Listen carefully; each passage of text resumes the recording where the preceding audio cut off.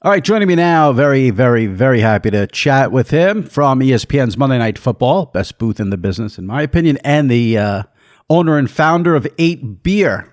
Cannot forget about that. There you go. And someone who ruffled a lot of feathers in the postseason, Troy Aikman. Jimmy, how are you? What do you mean ruffled feathers? We'll get to it. What did I miss here? We will get to it. Let me pull back the curtain a little bit for people listening because I think this is funny. I tried to get Troy last week, and he was nice enough to write back, and he said he was going to be away. Joe Buck's daughter was getting married last weekend. And when Troy told me that, I had a mini panic attack, not because I didn't have a podcast guest, but I was like, is that wedding going to be on Sunday, on Conference Championship Sunday? And Yeah. Troy said it's on Saturday, so no issues there. So thank God for that. It worked out. They were at least mindful of that. That would have been a big miss if the wedding was on the day of the championship games. Yeah. Where did you end up? Were you still away for those games? I got back. I left early Sunday. Got back here to Dallas. Was able to watch here at home. Yeah, so it was nice. I know Joe. He stayed and watched it from there. All right, well, let's get right into it because if we're going through the highlights of the 2024 postseason, which happens in 2025, I mean, it'll be Saquon Barkley, it'll be the Chiefs getting back to the Super Bowl, and Troy blasting the refs. It's basically the narrative that's out there. So let me start with this. So you guys had the Texans-Chiefs game, and now I've written this a million times over the last 3 years. I've always said, I think you're the best analyst because you're the only one that criticizes players and refs. Everyone else sort of pussyfoots around. And then on that game, after the controversial roughing the passers on Mahomes, you were fed up, had enough.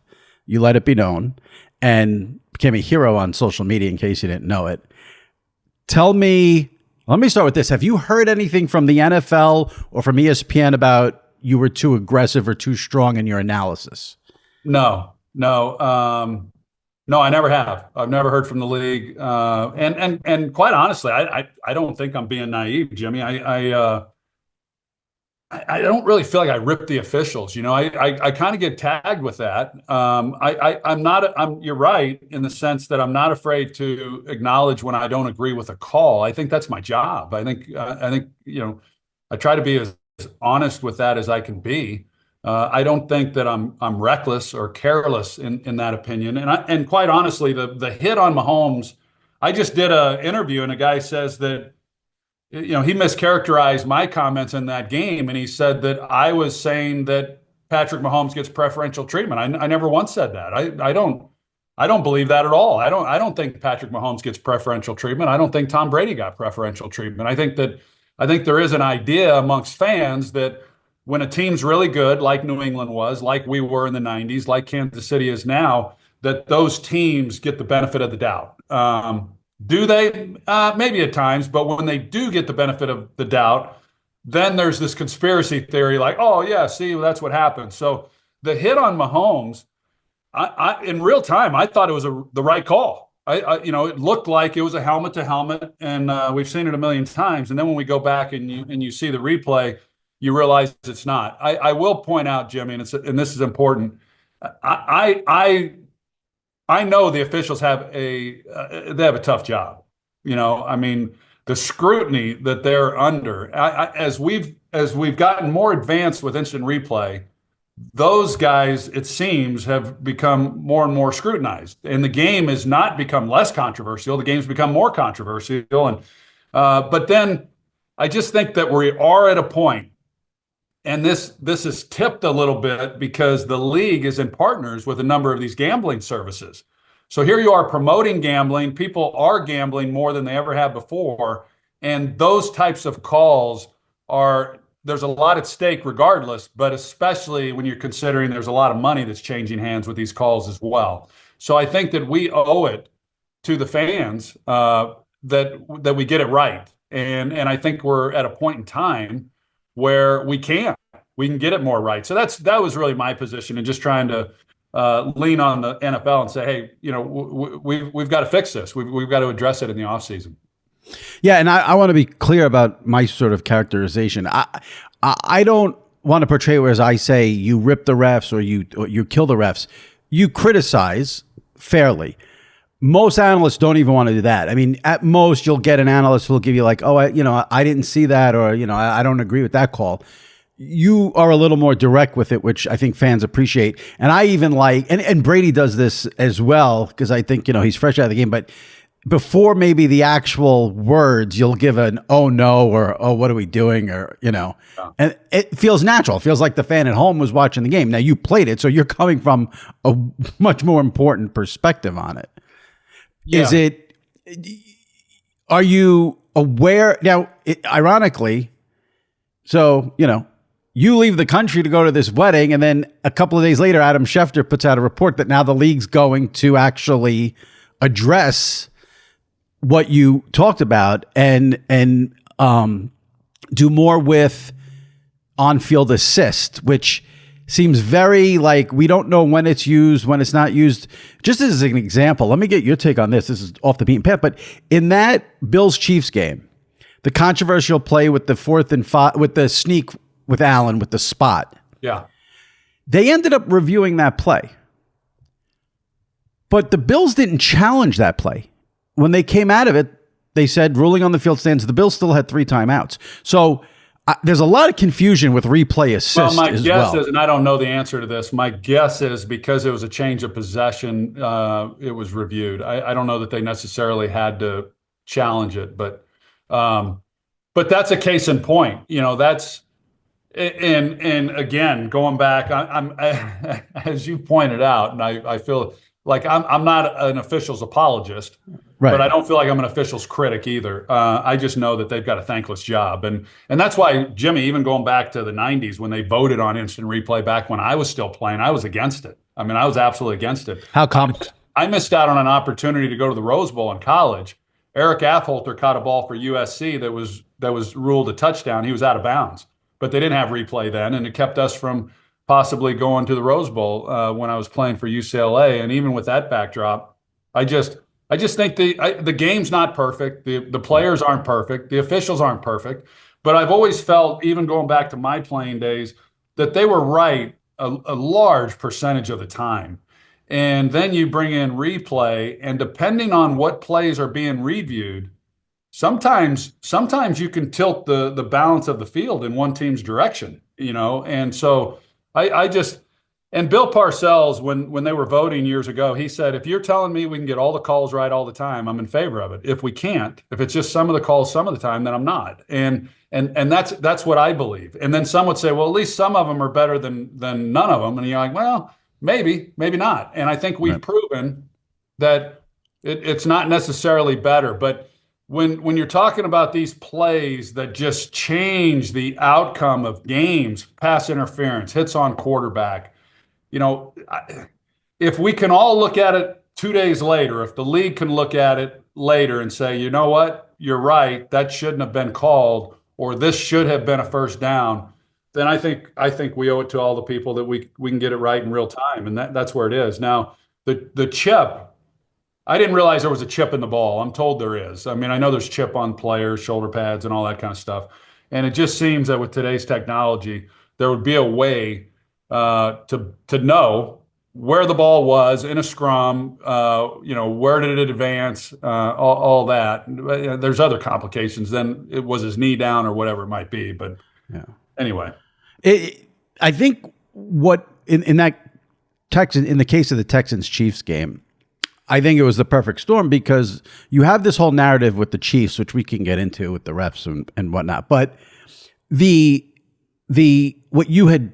what you had criticized has been boiling and boiling and boiling over the past couple of years with the late hits on the quarterback who become runners. Right. And then there was even the play where Mahomes flopped and you called that out. So I think if it was a pass interference call, the fans maybe move on a little bit. We've seen it a million times, but the fans are specifically sick of the late hit on the quarterback as am I.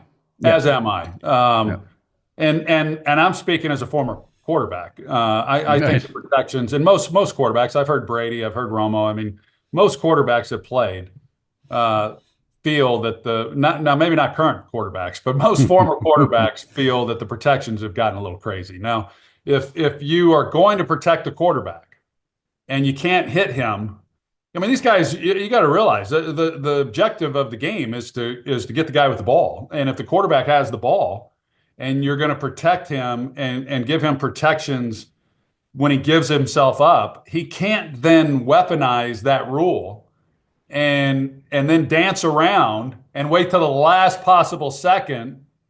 Because we've also seen it from quarterbacks who get on the sidelines and they'll tiptoe, and a defender doesn't really know what to do. I mean, I watch film of these games each week as I'm preparing for my game, and it's amazing how many times a blitzer will come in and have a free shot on a quarterback, but they really don't know how to hit the guy. They don't know what they should do. Should they back off? Is he going to throw it?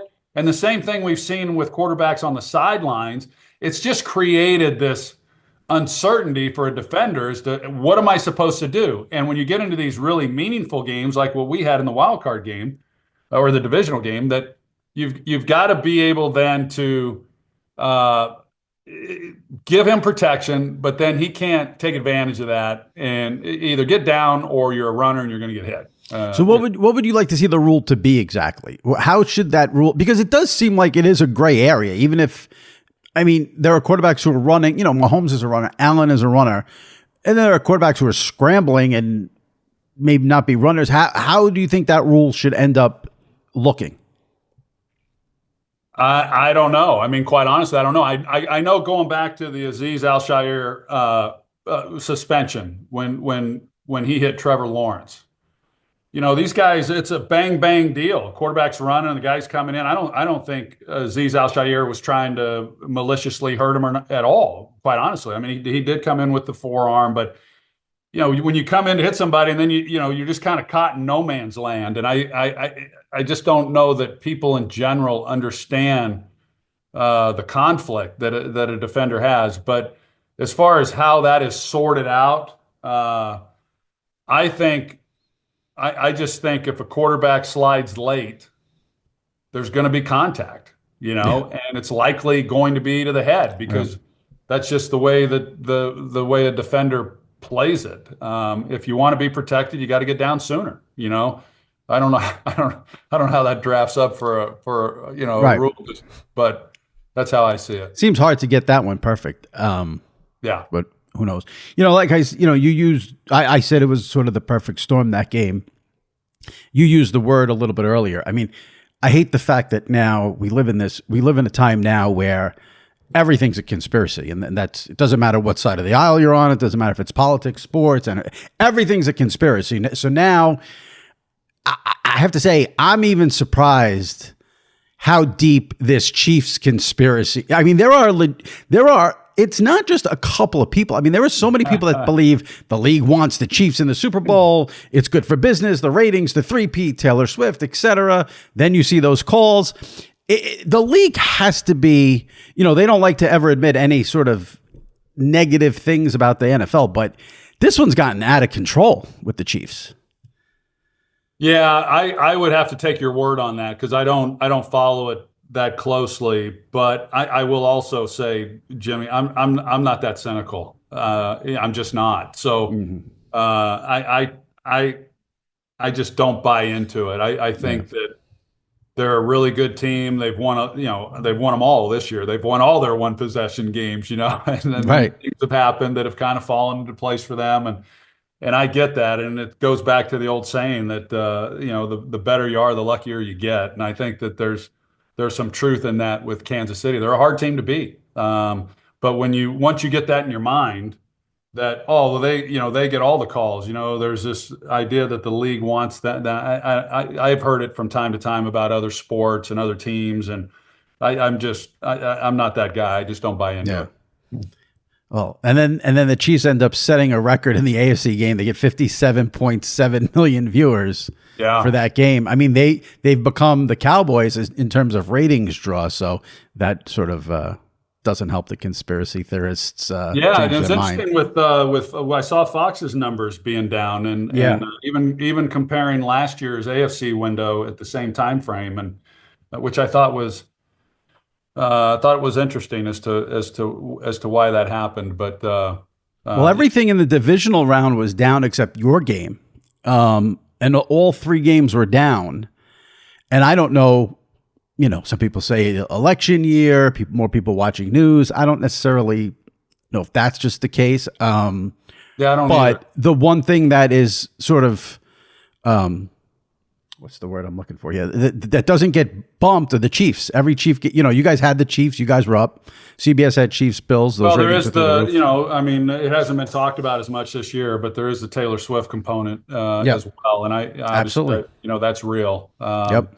Yeah, I know that for us going into that game was how did that match up with Chiefs Texans? How did that look going into the game relative to the other games that were being played? I don't know. I don't know that it was regarded as the best matchup or even if it was the worst matchup for that matter. But we felt that it had an opportunity to be a highly rated game because of the Chiefs, no doubt. And it ended up being a good one for us. Yeah. The trick to getting a big rating at this time of the year is the fringe fan who's not there weeks 1 through 16 like us. And it's very rare, but it happens where an athlete crosses over into the sort of zeitgeist, and that's what's happened with Kelsey and I think Mahomes. So I'm curious as to what the Super Bowl rating will be. I mean, there's going to be a lot of people watching it, obviously, and I know from experience, every network that has the Super Bowl is hoping to have the highest rated Super Bowl and set a new record. Will there be fatigue with these two teams? They've both been good for a while. It's a rematch of the Super Bowl. I think, and how that might have looked if Buffalo, Washington, for instance, had gotten in. Just something fresh and new. Yeah. I mean, people got tired of us when I played. They got tired of New England when they were in it, and I get it. People want different teams, but that's not what they're getting this year. Let me sort of wrap up the Chiefs Texans and that whole thing. I am fascinated because I do know you don't really pay attention to all this stuff. Did you become aware after the game that your comments were a big part of the post-game discussion and you were getting praised on every blog, TV shows? Did you become aware? I don't know how fast you ended up going to the wedding, but it's such a great question, Jimmy, that I did know, which I couldn't understand why. And I'll just kind of tell you how it please. Typical game works for me and Joe. That the game ends, we head down to the trucks. We got our cars waiting for us. Joe and I head right to the airport following a game. We ride together. We're exhausted from 3.5 hours of talking. We don't even hardly talk on the ride over to the airport. Joe always sits in the front seat. I sit right behind him. That's a power move, isn't it? Like, why is Joe not in the back with you? What's that about? I like where I sit, and I think he kind of likes where he sits, and it might be a power thing. For me, it's just. You guys just need some separate time at that point, probably. Yeah, and then I got his guy Steve Horn, who's in the car, and there's some other people typically, but there's not a lot of talking. He's looking at his phone, and we're just kind of decompressing, and then I had more text messages than normal. And people were saying, and some of them were people that I just simply don't hear from ever. and then there are those who, when you do hear from them, like their opinion carries a little more weight, either because they understand television a little bit more, or they're people who just simply would not throw roses your way unless they really felt that way. And they were saying, man, you guys were unbelievable. What a great broadcast, you guys. And I'm thinking, we did what we do. I don't know why was this one so good. I was really dumbfounded. I didn't know what the deal was, and it wasn't until later that I happened on. I don't go looking for it. I never have. I don't look for it on Twitter. I don't look for it on Instagram or social media. But then I saw some of the stuff that was out there. Just being honest on what I felt about some of the calls that seemed to resonate with people. So that's how I found out. Yeah. Yeah, it was. Yeah, I had tweeted something about what you did, and I got like a crazy amount of like likes on the tweet. So it was, people were absolutely, because again, I think most analysts what was funny about that was so right after your game, what was the AFC game? Nance and Romo had a game, and Romo had criticized the officials, and I was like, oh, I think Troy may have inspired Tony there. Tony usually doesn't go there. So. The best app for your big game party is actually on your phone. It's called Underdog. Underdog is the best place to cash in on all your takes during the big game. Which players are going off and which ones are ice cold? Make your entries in just a few taps. With their Pick'em game, you could win up to 1,000 times your money just by choosing higher or lower on player stats. You can do yards, touchdowns, interceptions, and much, much more. They've got all your favorite leagues, teams, and stars to choose from, and you can cook up some entries for a shot to win real cash prizes while you watch the big game. Every dog deserves a second chance, and with Underdog Rescues, you can get your money back and receive a promo if an early injury causes your entry to lose. I've been enjoying using Underdog this whole season, and for the big game, I think I'm going Saquon Barkley lower on rushing yards and touchdowns. We heard Troy Aikman on SI Media with Jimmy Traina says he expects the big game to be very, very low scoring.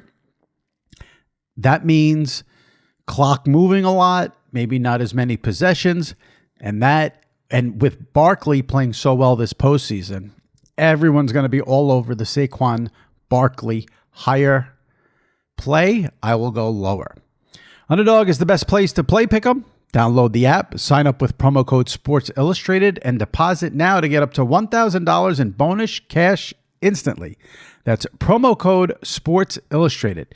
Must be 18 years or older, 19 years or older in Alabama and Nebraska, 19 years or older in Colorado for some games, 21 years or older in Massachusetts and Arizona.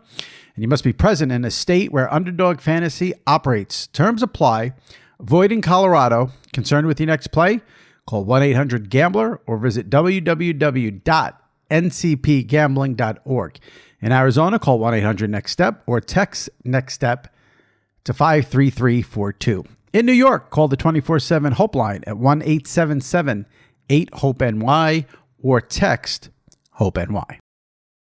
Let's get into some Super Bowl stuff here with the Chiefs and the Eagles. The Chiefs seem like a team to me, and I'd love your perspective on this as a quarterback who was part of a dynasty, because I'm just a fan who's observing. They don't seem to be fazed by anything. Like this historical run, three-peat. Like, to me, like I see them as like immune to any kind of pressure or getting wrapped up in that. Maybe it's because of Andy Reid. Maybe it's Mahomes. Can you speak to that a little bit and what you think is going on there? Yeah, I think it's all that. I think that when you've had the success that they've had and you've done it the way in which they've done it, I think it hardens you. I think it gives you a belief and a confidence that's hard to shake. And you feel that, and especially when you look at this year, but I think it really kind of started more last year, because last year for them was a bit of a struggle. It was not, it's never easy, but it was not as easy for them, especially offensively. You know, it was more challenging. They got off to a tough start. They weren't as explosive. The defense, really kind of carried the day for that team. But they figured it out when they got into the postseason and found ways to win. And I think it was really coming off of last year that it just gave them even more confidence that regardless of whatever it looks like, we're going to find a way. And that's what they've done this year. I mean, there's been games where it just looked like they were done, and yet they find a way to win these games. And then you get into the postseason, and for teams that haven't yet done it, there's a lot of pressure on Buffalo. Here's this really good team, great quarterback, and yet their kryptonite has been the Kansas City Chiefs. They just have not been able to get over the hump. And each year that they face them, there's more pressure to finally do it. So they're a little more uptight going into the game. Kansas City's not feeling as much pressure. Same when they play Baltimore. You got these teams that are chasing the Chiefs, and the Chiefs just feel like, yeah, however this thing shakes out, give us a chance in the fourth quarter and we'll find a way to win. And that was that was a belief that we had as well. And I know it's a belief that Tom had in the New England Patriots. And with that said, however, Jimmy, I will say that when it ends, when the run ends, it ends quickly. And at least it did for me. And Yep. when we won our last Super Bowl, there's no way I would have believed that that was going to be it, that we would not get to another Super Bowl or another NFC Championship game, and yet we didn't get close to another one. That was the end of the run, and so you can't take these moments for granted. Detroit is in that same boat. As good as they've been, they look entirely different going into next year. And what might that look like? It could look like anything. I mean, they could be a 13-win team. They could be an 8-win team. I mean, you just don't know. So you really got to take advantage of these moments when you have them. It's interesting. I was going to ask you how shocked you were that they lost that game to the Commanders. I wasn't shocked. In fact, I thought Washington would beat Philadelphia. Not that that's what I wanted to happen or anything like that. Yeah. I thought that, Washington just had this momentum and this confidence and belief, and they'd done it on the road, and you just felt like, man, they're going to get it done. This is crazy, that here this kid's rookie year and he's played exceptional, and Dan Quinn and all that. So yeah, I was not surprised, and I've not quite been in Detroit's situation, but it's got to be just an empty feeling. You lose a game where everybody's all in, and I'm such a huge fan of Dan Quinn's and what he's accomplished. And then when you lose and you come up short, and Dan's kind of the guy left holding the bag, I mean, the coordinators leave, they're on to other things, and they're moving on to, it's. You said Dan Quinn. You mean Dan Campbell? Or Dan Campbell. Yeah. Yes. Yeah. So you lose coordinators like that and try to rebuild it. It's not easy to do, and that's why, even not to go off on too much of a tangent, but when you see a guy like Sean McVay lose as many coaches as he's lost, and yet still being competitive, making the postseason, even at a time when they were kind of rebuilding after having won the Super Bowl, it hats off to him, because that's not easy to do. Yeah. Back to the Super Bowl. It's almost like a pick'em game. I think the line's like 1-2. Would you? I don't want to say would you be surprised if the Eagles won, because it's a close matchup. Well, let me ask you this: what do you think the Eagles need to do to beat the Chiefs? Well, they've just got to play clean football. Really, they've got to be at their best. And there's this idea when you're playing against a good team, and both these teams obviously are good. So it's not like, I'm not suggesting that Philadelphia is inferior, but you know what you're up against, and a team that's been able to do it, that you want to get to the fourth quarter with a chance to win. It's what Washington was unable to do in the championship game against Philadelphia. So you get the game into the fourth quarter with a chance to win, and you say, I like our chances. Well, so does Kansas City, because they've won all those games. Right. One-score games, they win. But I go back to, Jimmy Johnson would always tell us that in these big games, there's so little that separates these teams, that it's not who makes the most big plays, it's who makes the fewest bad plays. There's a lot of truth in that you just simply cannot beat yourself with dumb penalties, and then of course the turnovers. But with that said, when the big play is there, you have to hit it. I mean, you just can't miss it. As a quarterback, you can't overthrow that receiver who's going to walk in for a touchdown for 50 yards. You have to hit those plays, because they just do not show themselves that often in these big games because of the caliber of teams that you're talking about. So I'd say that about both teams. But for Philadelphia, I think to get over the hump, they've got to play a really clean game. I expect it to be a defensive battle. Philly's been obviously really good defensively. I think Kansas City's been outstanding as well, what they do. I do not see this game being a high-scoring game. Interesting. All right. That's good. You want to give me a prediction, or you stay out of the prediction business? Yeah, I stay out. Someone with, I won't say her name, but I get an email twice a year, once to start the year on who my predictions are, and once at the end of the year for the Super Bowl. And I respond the same each time. Mhm. What do I have to gain by predicting Right. the winner? So I stay out of it. Um, on the media side of things, since this is the SI Media podcast, it is Tom Brady's first Super Bowl. If Tom came to you, I don't know if he has, but if he comes to you for advice for this game specifically, what do you tell him? Well, I think Peyton Manning reached out to me when he was getting ready to play his first Super Bowl. He reached out to Elway, reached out to Marino, and reached out to myself, and probably a few others as well, knowing Peyton. And my reply to him as a player was to keep the week as normal as possible. It's hard to do because you got media obligations, you're staying in a hotel room, but if this was your Wednesday night and this is what you did at the facility and watch film, then you've got to carry that over. I mean, whatever that routine is, and try to make it as normal as you possibly can. And I would say the same thing about calling a Super Bowl. For anyone who's played in a Super Bowl, to say that, well, yeah, it's just like any other game. They've not played in it Right. because it's not. As soon as you win the championship game, you know that Super Bowl is unlike any other game you will ever play in. And the same is true as a broadcaster. That just the entire day is different. When you first do your hit on the pregame or even right before you go on air, is the timing is very different. The halftime is very different. Everything is, but eventually, like it does as a player, things settle in. So you're ramped up to begin.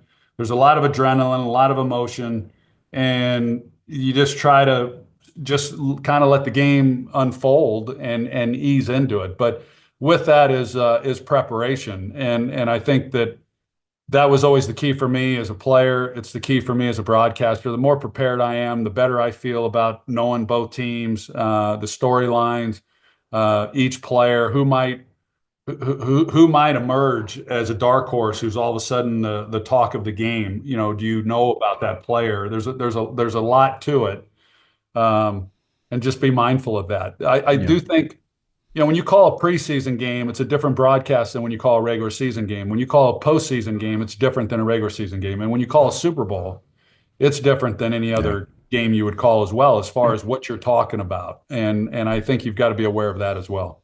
It'll be interesting to see what kind of perspective Brady has, given that he won 8 million Super Bowls. So that'll be an intriguing part of the broadcast, at least for me. I mean, I'm at the point now where I feel bad for Tom. I know you've said you don't pay attention to it, but every broadcast is just like a complete analysis of how Tom Brady is doing in the booth, what happens when you're Tom Brady and you're making $375 million. But like, as someone who covers this, I'm exhausted by it. Like, everything he says gets analyzed. Now he's going to be on the biggest stage, and you just know so many people going in are already not going to give him a fair shot. And no one wants to cry a river for Tom because, again, he's Tom Brady. But I do think if you're open-minded, I mean, this is a guy who's won more Super Bowls than anyone. You'd think there'd be some unique analysis there during that game. So hopefully we get it. Yeah, I think that I always said as a player that as you know, I played in three. Yeah. I don't think you can ever play in enough Super Bowls to where all of a sudden it just becomes another game, to where you're like, oh yeah, yeah, I'm just back in Yeah. the Super Bowl. Just I've been here, done that. Tom Brady might be that one guy who he might be the one guy who can say that. Yeah. But yeah, the hard part, there's always this idea that, hey, impart upon the audience what this quarterback is feeling or what it's like. And I always like watching the Super Bowl, especially early, because the quarterbacks, the people who possess the ball, I know the nerves that are running through your veins when a game starts, and how players kind of manage that feeling. When I've called Super Bowls, I've tried to kind of give the audience a peek behind the curtain in that sense, but these fans, they're watching the game because they want to watch the Kansas City Chiefs and they want to watch the Philadelphia Eagles and they want to watch Patrick Mahomes and Jalen Hurts and Saquon Barkley and all these players. It's a fine line as an announcer in, hey, let me tell you about when I did this, as opposed to let's talk about what's happening here and now. You got to kind of walk that tightrope and be careful as to how you do it, because I I probably err on the side of not going in that direction of my own career because I just think that nobody cares, Right, and right. maybe there are a few people, but I just feel like these are the ones doing it. Yeah, I'll try to give a little anecdote here and there, but it's a tightrope.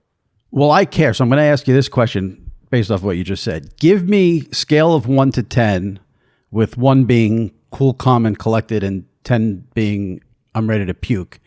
What were your nerves at your first Super Bowl as a player and your first Super Bowl as a broadcaster? My first as a player, I always would get butterflies, get real nervous before games. Just was part of it. It was like that from the time I first put on a pair of cleats at 7 years old, and then the week of the Super Bowl, we practiced at UCLA. We were playing at the Rose Bowl where we played our college games. And I was as calm as I could be. The night before the game, I slept great. The day of the game, I felt amazing. I wasn't nervous, didn't have any butterflies to the point where I was like, well, this is kind of weird. I'm getting ready to play in the biggest game of my life, and I'm as calm as I've ever been. Went out for pregame warmups, same thing. I was just as calm and collected as I could possibly be. I was happy about that. But then we did player introductions. And when they introduced my name and I ran out on the field, it felt like I got hit in the face with a bat. And just this wave of emotion. And I was having a hard time catching my breath. And Garth Brooks was singing the Wow. anthem within about 20 feet from me. And I just remember thinking to myself, in 3.5 hours, this is either going to be the greatest day of my life or the worst day of my life, because I felt that if I played well, we would win, and if I didn't play well, we would lose. I think all quarterbacks feel that way. Mm. Uh, and the first series that we had the ball, we were the youngest team in the league. We couldn't get, Emmett couldn't get lined up. Irvin couldn't run a route. I was hyperventilating, couldn't hardly get the play called. And we got behind her. I thought it was going to be a blowout, but it was a blowout, but we ended up blowing out Buffalo as Right. opposed to them blowing us out. So that was my first experience, and it was better. At least then, the one thing when you've played in multiple Super Bowls is you have a better idea as to what that emotion is going to be, and that feeling you're going to have, and whether or not you can overcome it. As a broadcaster, now you go in, you feel the magnitude. We were in Jacksonville. We had New England and Philadelphia Okay. in Jacksonville, Florida. It was a 3-man booth with me and Collinsworth and Joe, and I, when I played, all I could think of was don't lose this game on the first pass. Don't throw a pick. If it's not there, throw it away, whatever. In broadcasting, you're like, just get through this on camera without just stepping in it, without Yeah. saying something dumb and your tongue gets heavy and you can't talk, and then you kind of settle in like everything else. But the nerves are comparable. They're just, you know, when you're broadcasting, when you're a player and you're thinking about a broadcaster, you're thinking, well, how hard can their job be? They're just going to talk about the game. I got to actually go Right. do it physically. And then when you're Right. broadcasting, you're thinking, God, this is daunting. What am I going to talk about? Hopefully I don't say anything stupid. So it's challenging. It tests you in a lot of ways, for sure.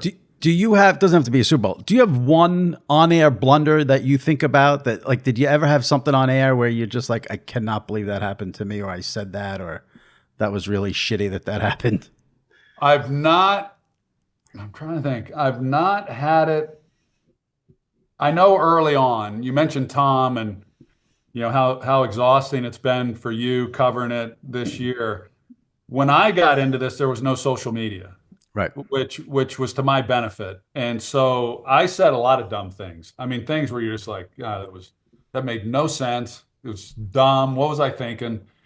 And people heard it just like they hear it now, but I had no way of knowing they heard it, so I wasn't reading about it. And nothing was going viral. So I was able to work through some things and kind of learn the craft before people then were weighing in on what they thought of my performance. But I can't recall dumb stuff, but nothing to where I just was kind of Yeah. like, gosh, that's like the dumbest thing that I could have said. All right. Nothing quite to that extreme. All right. Well, that's good. I want to wrap up with Joe in a minute, but I can't have you on here and not ask you about the Cowboys, which is interesting because, we started here talking about sort of, the bombs you dropped during Chiefs Texans, which those are my words, not yours. Troy didn't look at it as dropping bombs, but that's what it. But you were in the headlines right before that because you had said on ESPN that you don't think the Cowboy job is coveted anymore. And then they end up with Brian Schottenheimer, which has gotten ripped to shreds. And then Jerry did this press conference that was a sight to behold, let's just say. What has been your summation of what's gone on in Dallas over the last 2 weeks here? Yeah, and let me clear something up. When Scott Van Pelt, when he asked me the question, he said, "Hey, the Cowboys job's open. It's obviously one of the most coveted jobs in the league," and that's when I took exception. As there's only 32 of them, so all of these jobs are coveted if you want to get technical about it. But as far as is it the most coveted job, I don't believe that it is for the reasons that I stated. I think that this job is a challenging job, and it's why Jerry's had 9 head coaches in the last 35 years, where in the first 29 years they had one. That they've been through a lot, and yet the results have pretty much been the same. I think, and I mentioned it in that comment with Scott, that is Dan Campbell with the Dallas Cowboys? I would argue he's not, because he's not the face of the Cowboys. No coach is going to be the face of the Cowboys. Jerry's going to be the face of the Cowboys, and that's how he wants it. So it's hard then for a coach to be able to do it the way he wants to do it under his terms, like he is in most other places. There's other situations that are challenging as well, but I don't know that there's any that are more challenging for a head coach than Dallas. Now, as far as the hire, I know there's a lot of frustrated fans, and I get it, that the Cowboys did not interview arguably the greatest head coach in the history of the game in Bill Belichick. Maybe they had a phone call with him. I don't know, but my understanding is there was not an official interview. There was not an official interview with Ben Johnson, who was the hottest coach this hiring cycle. And I think that frustrated a lot of fans. And I think there were some other worthy candidates that were not talked to. And then they hired a guy who I happen to like. I like Brian Schottenheimer. But they hired a guy who no other club was interested in even interviewing. So coming on the heels of this year and the lack of moves last offseason, really set them up, I think, in a lot of ways for failure. And then you combine that with the injuries that they had the year that they had. And I think a lot of people probably felt that Mike McCarthy was unfairly blamed for what occurred. Now, with all of that, where we stand right now, it doesn't much matter if fans are happy with the hire or not happy with the hire. And it doesn't matter if they're happy in Chicago with the hire of Ben Johnson or anywhere else that hired a new head coach. That every owner kind of wants to win the day in the headlines the day following the press conference, but that lasts for a couple months. And then you get into the season and you either win or you don't. And if you win, it doesn't matter if you were the sexy pick or not, then everyone loves you. So that's where Brian is. I thought he did a really good job at the press conference, but it's a challenging job, and I'm sure he understands that. And we'll see what happens going forward. But that's why I feel the way I feel about the Cowboys' opportunity. What's your relationship like with Jerry?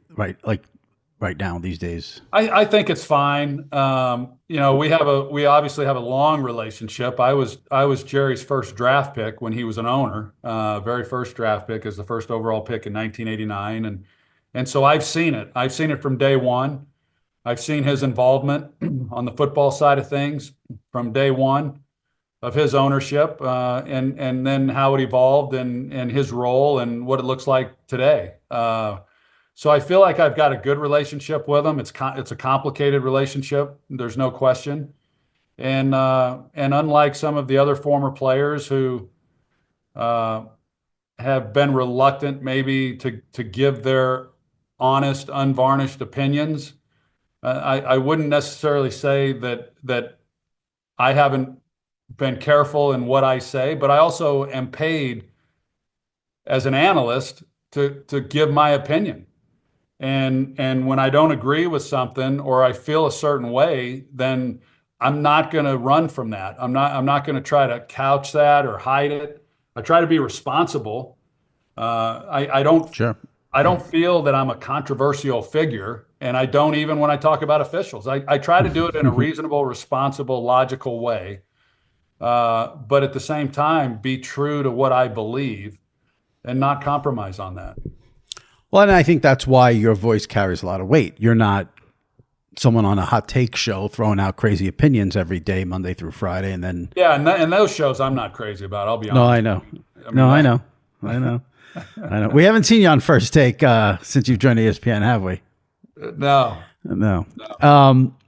I wanna get into Joe for two little things. I know you. I want to play a clip of something Joe said on this podcast when he was on during the season. But since you don't pay attention to the Twitter stuff, did you happen to see what happened with Joe on Twitter right before the Bills and Chiefs game kicked off? No. Someone tweeted, "Of course, Joe Buck is the announcer for the Chiefs game. He'll find any chance he can to dog KC." And Joe responded to the person and said, "Yep, almost set to go. Cold here in Kansas City. Tony Romo and I are about to see who will meet the Eagles in the Super Bowl. Tune in on the NFL on CBS." I mean, what you guys go through sometimes with fans who watch these games is really wild, where this guy just totally thought it was Joe and Tony calling the game. Yeah,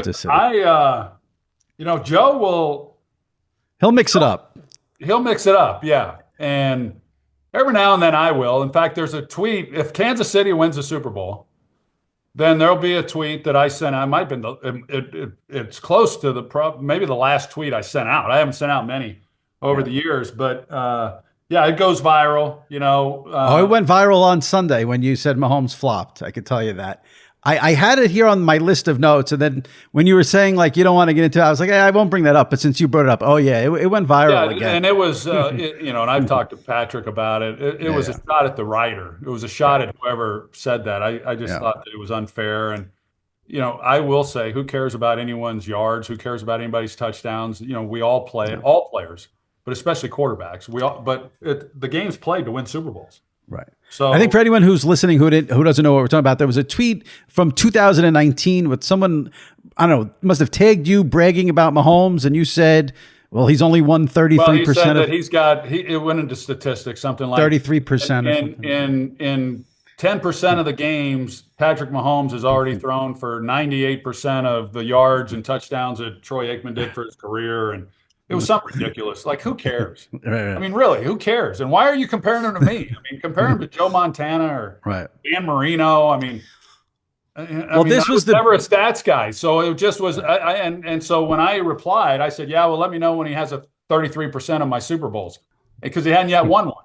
And I actually thought it was pretty funny. I thought, I'm not the most clever guy. So I thought, wow, what a great comeback. I was kind of amused by myself, And then I go to bed and I wake up the next day going, I wonder how that was received. And then it backfired. It was like people were upset, like I was taking a shot at Patrick Mahomes. I hope Patrick Mahomes wins 10 Super Bowls. I don't care. It has no bearing on me. I mean, I want to see all these guys have success. So it was taken as though it was a shot at Patrick. Right. It was not. It was a shot at the writer for not being smart enough to know that none of that matters, so that's where it is. And then people say, well, why don't you delete it? And I'm like, well, because I tweeted it, and I don't think I've ever deleted any tweet. So Right. Well, it was really, I found it amusing on that after the Chiefs-Bills game, because you had 95% of the people watch that game praising you. And good for Troy calling it out, and good for Troy saying this rule needs to be changed, and good for Troy, and Troy this, and Troy's the best. And then you had the Chief fan being like, oh, here, and whipping out the tweet saying he's coming, he's going to finish, he's going to have 33% soon, and Troy hates Patrick Mahomes, and Troy's vendetta. You have a vendetta against Patrick Mahomes. Oh, sure. Because you called out the flop, because of the flop. Yeah. It's and I mean, people ask me a lot, how do you deal with the critics? And I'm like, I played quarterback for the Dallas Cowboys. I mean, there were tons of critics. Every time you threw an incomplete pass, there was a critic. I mean, it's just you do the best you can. We're in a world where not everyone's going to agree with anything you say. It doesn't matter what it is that you might say. And I don't lose any sleep over it. Now, sometimes I will read some tweets which is rare, but I used to more often. And I mean, if what that person wrote is if it's true.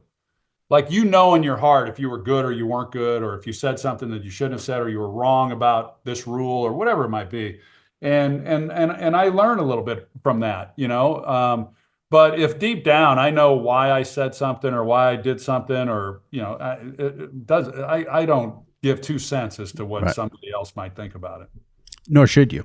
All right, let's wrap this up with something much lighter. I had Joe on during the season, and he told a little story. I'm going to play the clip here. It's less than a minute of Joe telling this story. Want you to hear it. And I'm sure you didn't see it because you're not checking Twitter. So the clip we put it on Twitter. People found it amusing. Shelby, could you roll that clip, please?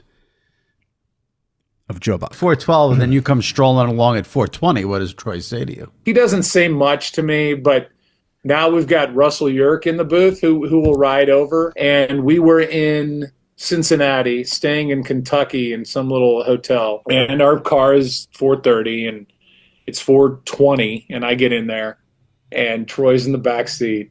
And I know Russell's not there. And I'm thinking, new guy. Troy's like, what are we waiting on? And Sean's like, we're waiting on Russell. Russell's not down here. He goes, this will be the last time we wait on Russell. I was like, oh my God. Russell, please God, don't ever be not early enough for our ride to the stadium. So the backstory on that is Joe had posted a video of himself. Oh yeah, out on the wave. I don't know, surfing. What's the word for it? Not surfing. He's out on a wave runner. Wave runner, passing Tom Brady's mansion and waving to Tom. And this is on a Monday afternoon, and said, "I'm gonna be late. Troy's gonna get mad. I don't care." So when he came on the podcast a week or two after that, I said, "I want to know what Troy does when you're late." And Joe was like, "What Joe said is it's not even late. You're mad if he's not early. So I want to give you a chance here." And here's what's funny about this. We scheduled this podcast for 1:30. Troy was ready to go at 1:26. So Joe was telling the truth, but let me hear yours. I'm never late. If I'm late, there's something wrong. I'd rather be an hour early than a minute late. And it's just the way, man, I've been wired that way my entire life. And if I'm going to be late to something, I start getting a little anxiety. And Joe knows that everyone knows that I'm early, but Jimmy Johnson was the same way. I remember our first team meeting, that the meeting was in the evening that night, like 5:00, and he started the meeting at 4:50, and someone walked in a little bit before 5, and he had already started the meeting, and he ran him out of the meeting room, shut the door, and he made it clear that whatever time the meeting is, you better be in your seat ready to go 10 minutes early, and that fit me perfectly, because I said, this is my kind of time. Yeah. But Joe is not that way. Like, Joe is always a little late. He's always pushing it a little bit. And I've never said anything to Joe. It really, I get there now. When we mentioned Russell Yerk, for those that don't know, he's now our rules analyst, and he was in his first year. So Joe's now, like, if Joe's not there, fine. And he'll usually text me saying, "Hey, sorry, but I'm not going to get down there until right on time today. I'm on a wave runner waving to Tom Brady." Yeah. And so but then when Russell Yerk, the new guy, that's a different conversation. Yeah, it was. So it funny. works. I think that Joe, as you know, Jimmy, that he's as, gosh, I can't imagine anybody that's ever done this being more talented than this guy. He's something. Yeah. I mean, really something. People have no idea how good he is, even people who know this business. But we're different people in a lot of ways, and it's why it works. I mean, that's why it's good. And I'm grateful, even if he's a little late from time to time. I'm grateful to be his partner. Well, he set me up because he said something like, "Okay, if you have a car service that's leaving at 4:30, what time would you get down there?" I was like, "Oh, 4:29." He's like, "No." Yeah. I'm like, oh shit.